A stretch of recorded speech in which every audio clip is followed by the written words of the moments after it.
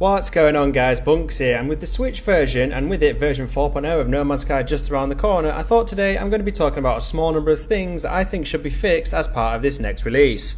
Now recently Sean tweeted about the Switch version of No Man's Sky being the main chunk of version 4.0, so I don't think we'll be seeing any other large updates that come with it apart from maybe the option to replay some of the expeditions. But these things that need fixing aren't really big things and some are quality of life improvements, so without further ado, let's go ahead and get stuck in.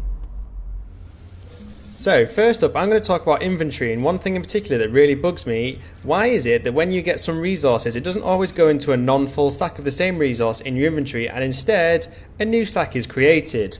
I get this doesn't happen all the time, but I notice a lot when I'm putting resources into my main Exosuit inventory but I have half a stack of said resource somewhere else, like in my high capacity storage. Like, it's not even difficult to program this into the game. All you need to do is check if there's an existing stack with that resource in full and then put that resource in there instead. Now I'm not sure if it's just an existing bug or it's something that hasn't really been thought about, and it wouldn't take long to fix, which would be awesome because it saves me time from having to constantly manage my inventory, which does get rather frustrating and rather boring from time to time. Speaking of inventory, this moves me on to my next bugbear of No Man's Sky, and no doubt you've probably heard it more times than you care to count, and that is your little Exosuit voice that says various annoying things repeatedly, like inventory full or extreme hazard planet.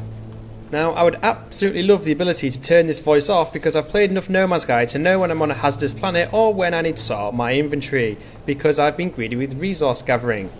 Alternatively, I would happily settle for an option to turn this voice down. Is that really too much to ask? Because it does my head in. More on resources, and now I'm going to talk about buying and selling them at the trade terminal on space stations and other buildings. I would very much like the ability to input how much of each resources I want to buy or sell rather than scroll along to get the right amount. Sure, doing this is pretty cool, but I'd rather not spend time waiting to get the correct number and just have the ability to input it myself. It wouldn't even be that difficult to change this and add it into the game. You then have both the current option and the option to input the right amount. Simples. Another thing that I think surely won't be too hard to add into the game is the ability to name your save files. Like pretty much every other game I've ever played has this basic feature, so why can't we have this in No Man's Sky? If I have two normal mode saves with a similar playtime, how will I know which one is which if I can't name them? Another thing with save files in No Man's Sky is the lack of the ability to have cross-platform saves. Now this doesn't really affect me personally because I only play on PlayStation 5, but I've seen a lot of people who play on both PC and one of the consoles complain about this, well, or lack of this feature. We can play online with players on different platforms and visit different bases created on different platforms, but why can't we have our save files stored in the cloud somewhere so we can access them on multiple platforms? I think that would be a nice addition.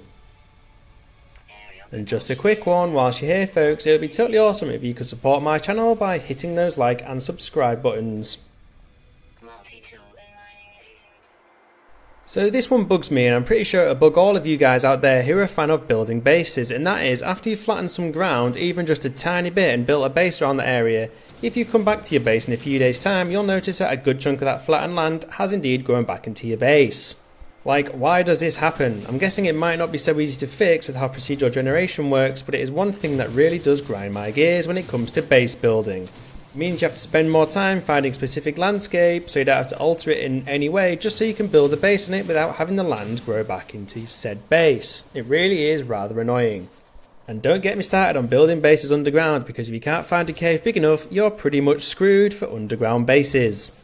Because as soon as you dig out a cave, that cave is going to go right back into your base and it will be unusable once again. Right, this next one might sound rather hypocritical of me because I've literally created a few videos on how to do them, but I think the glitches in the game should be fixed. Like, there are many duplication glitches you can do in the game and they're all fairly similar, so fixing one means it shouldn't be too difficult to fix the others, right?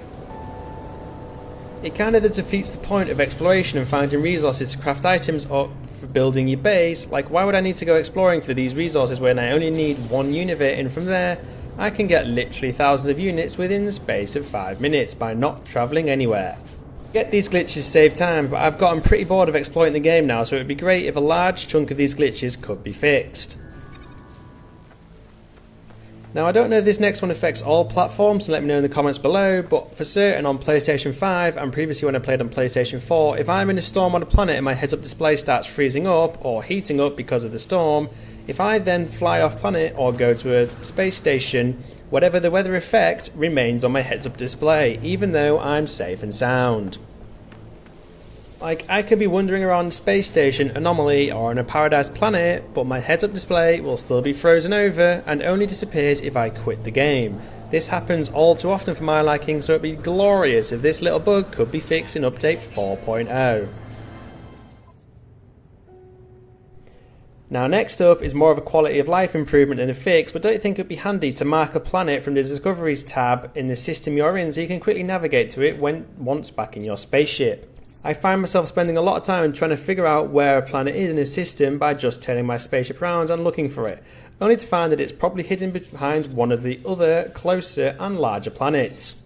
So if we could mark the planet from the Discoveries tab and then have it appear on our heads up display, that would be lovely and save a lot of us quite a bit of time. Another quality of life update around the Discoveries tab that I would like to see, and I think would be pretty cool, is the ability to see player bases created on a specific planet and be able to mark them so we can then go and visit them. Like, if you're lucky enough to find yourself in a system where there are plenty of bases, only a few show up from the space station, and if you look at the Discoveries tab on the planet, it will say base name plus 7 other bases. Why can't there be a list of those other bases similar to the flora and fauna lists on there, and then I can mark that base and travel to it? I know you can warp to bases from the space station, but I just think having this list in the Discoveries tab will be a nice little quality of life improvement. What do you guys think? And that, folks, are a few small things I would like to see being fixed as part of the up and coming 4.0 release, which of course is mainly a Switch port. I don't think it would be too difficult to add these few things in. What do you guys think?